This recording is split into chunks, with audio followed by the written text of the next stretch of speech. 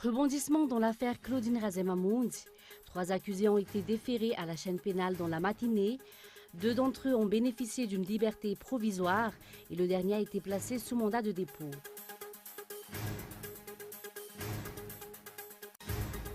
La flambée des prix des carburants est sans précédent à Intala. Le litre du carburant s'élève à 5 milliards jusqu'à 6 milliards.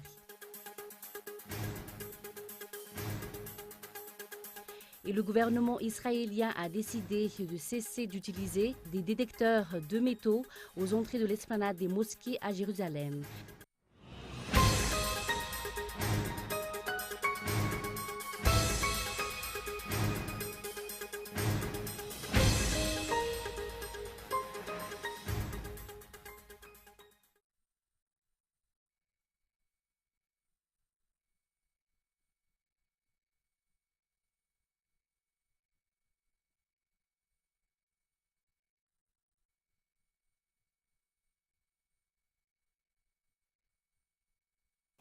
Bonsoir à tous et bienvenue dans ce journal. Rebondissement dans l'affaire Claudine Razemamoun. 3 accusés ont été déférés à la chaîne pénale dans la matinée. 2 d'entre eux ont bénéficié d'une liberté provisoire et le dernier a été placé sous mandat de dépôt. Gaëtan Indiaslav. Affaire Claudine Razemamoun, suite au déferment du directeur au sein du ministère de l'Intérieur, chargé notamment des subventions spéciales, qui est d'ailleurs placé en détention provisoire hier. Un des 3 accusés a également connu la même sentence après leur déferment ce jour à la chaîne pénale. Par contre, les 2 autres ont pu bénéficier d'une liberté provisoire. Il est à noter que ces 3 accusés longtemps recherchés sont également poursuivis pour favoritisme dans l'attribution de marchés publics dans la commune Amboumamasn, mais également détournement de deniers publics. Pour l'heure, les enquêtes et les investigations continuent au niveau du Bianco. Procéder à de nouveaux interrogatoires effectués par ce bureau est fort probable. Des auditions qui pourraient concerner entre autres Claudine Razemamoun, vu que de nombreux dossiers l'impliquent encore. Suite aux séries d'auditions et de déferments, l'application de la loi fondamentale qui touche les accusés est attendue dans ce dossier Amboumamasn et dossiers similaires à celui-ci. Page politique maintenant, la transparence dans la sélection des membres du Conseil du Fampiavanana Malagas a été exigée par une société civile. L'instauration de l'état de droit et la bonne gouvernance dans le pays figurent également parmi les propositions de cette société civile. Muramanch.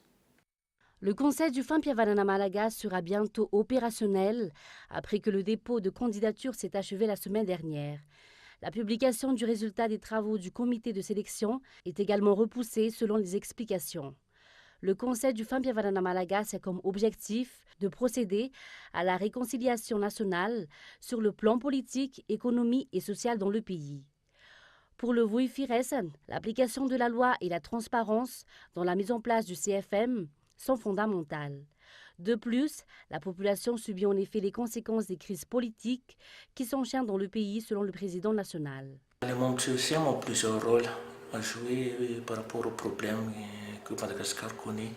Il y a par exemple le problème de crise politique qui se répète presque tous les 10 ans. Derrière ces problèmes politiques, il y a des problèmes de frustration. Comment résoudre ces problèmes de frustration? Où est la source du problème? Il y a également l'égalité de chance entre les Malagas qui sont nantis et les plus pauvres. Comment répartir les richesses entre tous les Malagas pour que tout le monde puisse avoir les mêmes droits. Le problème de répartition des richesses, donc il y a également la corruption. Comment résoudre définitivement, résoudre durablement le problème de corruption, parce que c'est aussi une des sources de conflits et de frustration au niveau de la société malagache. Pour éviter une prochaine crise, selon le président national du Vuifiresan, il faut prioriser la mise en place du CFM à Madagascar. Parmi les priorités figure également le suivi des activités et de l'atteinte de l'objectif dans la réconciliation nationale, contrairement au comité mis en place depuis la dernière crise dans le pays. Nous l'avons annoncé dans les titres, la flambée des prix des carburants est sans précédent à Antala. Le litre du carburant s'élève à 5 milliards jusqu'à 6 milliards. La population subit cette hausse en commençant par la hausse du tarif des transports et une inflation grave. Antala qui est en période de haute saison actuellement et le marché noir s'intensifie actuellement. Pourtant, les sanctions peuvent tomber pour les acteurs dans la vente illégale de carburant sur le marché noir. Également, dans l'actualité, l'état préoccupant de la vie médiatique à Madagascar inquiète Iluntzir à travers un communiqué. Iluntzir qui dénonce tout acte d'intimidation, de harcèlement et d'atteinte à la personne à l'encontre des journalistes et tout autre désirant faire valoir leurs droits à la liberté d'expression et d'opinion. Les détails dans ce reportage de Valéria Stéphanie. Tout acte de provocation gratuite, tout acte d'intimidation, de harcèlement est dénoncé par Iluntzir en tant qu'observatoire des médias et de la communication. Il poursuit en soulignant que la liberté doit s'exercer dans le respect des règles de déontologie, d'éthique et de moralité. À titre d'exemple, suite à la sortie de l'exemple de la parodie du président de la République dans son émission Rendez-vous, la poursuite et la perquisition chez un des journalistes auteurs en est la preuve. Alors que les tenues militaires sont également dédouanées et librement vendues sur les étals et sont aperçues dans les clips comme dans les films. Un autre cas également est celui de l'affaire Free News face à Honoré Akutumanan. Dans tous les cas, toujours selon cet observatoire des médias et de la communication, en l'absence d'une application stricto sensu des textes en vigueur via notamment les décrets d'application, voire des amendements, ces poursuites donneront toujours l'impression d'une tentative indirecte de museler la presse et de travestir la vérité à travers des dossiers. Iluntzir continue en affirmant que l'égalité de traitement des journalistes et des organes de presse au nom du droit au pluralisme des idées, à la diversité et à la liberté des opinions et du droit aux critiques est une exigence. À travers son communiqué, Iluntzir termine en annonçant que le climat sociopolitique et médiatique de 2018, dans la mesure où dès à présent, nombreux médias déjà en mode pré-campagne ne se soucient plus que du maintien ou de la conquête du pouvoir au détriment de l'éternelle victime collatérale, le peuple. Parlons maintenant du marché de la photographie professionnelle. En attendant le grand jour, il faut environ des mois, voire même des années, pour réserver des photographes professionnels pour mémoriser ces instants. Faire appel à des photographes professionnels est devenu une culture dans le pays. Reportage. And all along I believed I would find you. Time has brought your heart to me. I've loved you for 1,000 years. I'll love you for 1,000 more. L'événement retarita zany ze zavatra rehetrarehetra miseho ao anatin'le mariage. Chaque instant du mariage doit être pris en photo afin de conserver ses souvenirs et pouvoir plus tard se remémorer de ces moments. Les réservations varient par exemple à partir du mois de juin jusqu'à la fin de l'année. Les mariages sont très nombreux durant cette période. Il faut réserver entre 3 et 6 mois à l'avance car il y a beaucoup de demandes. Cela dépend des photographes. Certains sont plus libres et peuvent être prévenus tardivement, tandis que d'autres sont beaucoup plus occupés. Tenue, bague, voiture, réception, lieu. Les futurs mariés doivent s'atteler à de multiples préparatifs pour un beau mariage. Ces 10 dernières années, les photographes professionnels sont de plus en plus demandés dans les mariages. Actuellement, cette pratique est presque devenue coutume dans le pays. Afin d'avoir un photographe professionnel, il est nécessaire de le contacter des mois bien avant le jour J. La façon de faire et l'expérience sont primordiales, surtout pour les photographies de mariage. Par exemple, au moment où les jeunes mariés sont à l'église, il se peut que le photographe s'attarde sur d'autres choses et loupe le moment du baiser. C'est pour cela que c'est important de prendre un photographe professionnel et non un citoyen lambda, car il risquerait de manquer certains moments essentiels. Un photographe amateur et un photographe professionnel peuvent faire des belles photos, mais le plus important est de voir le résultat lorsque les photos sont tirées. Le métier de photographe s'est répandu et s'est multiplié ces dernières années. D'après l'enquête qui a été faite, il y a en moyenne 4 photographes à un mariage, comptant 2 vidéastes et 2 photographes. il faut compter entre 400 000 arrières et 1 million d'arrières selon les prestations proposées par le photographe. Passons maintenant à l'actualité internationale. Le gouvernement israélien a décidé mardi de cesser d'utiliser les détecteurs de métaux aux entrées de l'esplanade des mosquées à Jérusalem. Les détails dans ce reportage de France 24. En pleine nuit, des ouvriers s'activent et commencent à démonter les détecteurs de métaux installés il y a une semaine à l'entrée de l'esplanade des mosquées, après un attentat qui a coûté la vie à 2 policiers israéliens. Quelques minutes plus tôt, au terme d'une réunion de 4 heures, le cabinet de sécurité israélien a pris la décision suivante. Le cabinet de sécurité israélien a accepté la recommandation de tous les organismes de sécurité de remplacer l'inspection au moyen de détecteurs de métaux par une inspection de sécurité basée sur des technologies avancées et sur d'autres moyens. En clair, l'État hébreu a prévu d'installer des caméras sophistiquées et d'accroître la présence policière sur le lieu saint.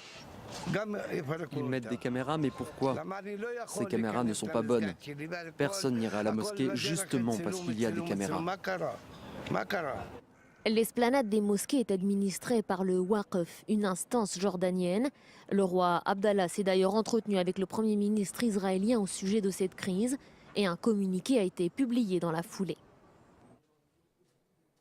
Le roi a demandé qu'une solution rapide soit trouvée pour démanteler ce qui a causé la crise actuelle de l'esplanade des mosquées. Une déclaration officielle, mais visiblement pas de consignes claires transmises à l'autorité palestinienne. Nous attendons les instructions de nos frères hachémites depuis le royaume de Jordanie. Jusqu'à présent, nous n'avons reçu aucune consigne. Nous espérons avoir plus de détails dans les heures à venir. Alors ils ont retiré les détecteurs de métaux, mais nous n'avons encore reçu aucune notification officielle. De leur côté, les autorités musulmanes locales ont fait savoir qu'elles maintenaient le boycott de l'esplanade des mosquées. Et enfin, plusieurs incendies violents font rage depuis lundi dans le sud-est de la France et en Corse. Aussi, aucune victime n'est à déplorer. De nombreuses habitations ont été évacuées. France 24. Dans un ciel de feu, les flammes ravagent la Pinède à une vitesse folle. Les collines de Ramatuelle dévorées en quelques minutes. Le brasier est étouffant. Les pompiers luttent sans relâche pour circonscrire l'incendie. Chef de secteur Bagnoles, chef de secteur Brignoles. Mais le Mistral provoque des sautes de feu, ces petites braises susceptibles de devenir de nouveaux foyers à tout moment. On se trouve là en crête, le feu s'accélère là en pente ascendante depuis le bas et il est en train de nous gagner, là il descend sur le domaine en dessous. Voilà. Donc c'est vraiment le vent notre grand problème là. Là vous pensez que vous allez y passer la nuit? Oui, la nuit et plusieurs jours, tout à fait. Ouais. Le feu a démarré aux alentours de 19 h hier soir, près de la Croix-Valmer. Un automobiliste immortalise cet immense panache de fumée au-dessus du golfe de Saint-Tropez. Rapidement, un camping et plusieurs maisons sont cernées par les flammes. Les habitants sont priés de partir et accueillis pour la nuit dans ce centre culturel. Il est minuit passé. Certains regards trahissent la fatigue et l'inquiétude. Tout est allé hyper vite et au final on se retrouve ici, on ne sait pas comment faire, on ne sait pas quoi faire, tous nos papiers, les portefeuilles, les valises, tout est resté sur place. C'est désolant. On n'a pas trop d'infos, on ne sait pas comment va se dérouler le reste de la nuit. On n'a pas envie de dormir en tout cas, c'est clair. Avec le stress et la tension, voilà, on reste là éveillé, on ne sait pas, on attend des nouvelles. Les services de la mairie sont aux petits soins pour ces 200 habitants évacués. Préparation de sandwich et juste à côté, la salle de spectacle transformée en dortoir éphémère. On a déjà des matelas, on a déjà mis un petit coin derrière là, à l'abri pour que les enfants, les petits puissent dormir tranquillement, s'endormir avec leur maman. Et là on va dégager tous les fauteuils là, pour pouvoir les replier et faire un dortoir de ce côté-ci. On a été très bien accueillis, on nous donne à manger. Très bon, très bon. On ne peut pas dormir, mais enfin on a déjà un fauteuil, c'est déjà pas mal. La plupart des habitants ont pu retrouver leur maison intacte dans la matinée. Seules 3 villas ont été détruites. Un bref rappel des titres pour clore ce journal. Rebondissement dans l'affaire Claudine Razem-Hamoud. 3 accusés ont été déférés à la chaîne pénale dans la matinée. 2 d'entre eux ont bénéficié d'une liberté provisoire et le dernier a été placé sous mandat de dépôt. La flambée des prix des carburants est sans précédent à Antala. Le litre du carburant s'élève à 5 milliards jusqu'à 6 milliards. Et puis enfin, le gouvernement israélien a décidé mardi de cesser d'utiliser des détecteurs de métaux aux entrées de l'esplanade des mosquées à Jérusalem.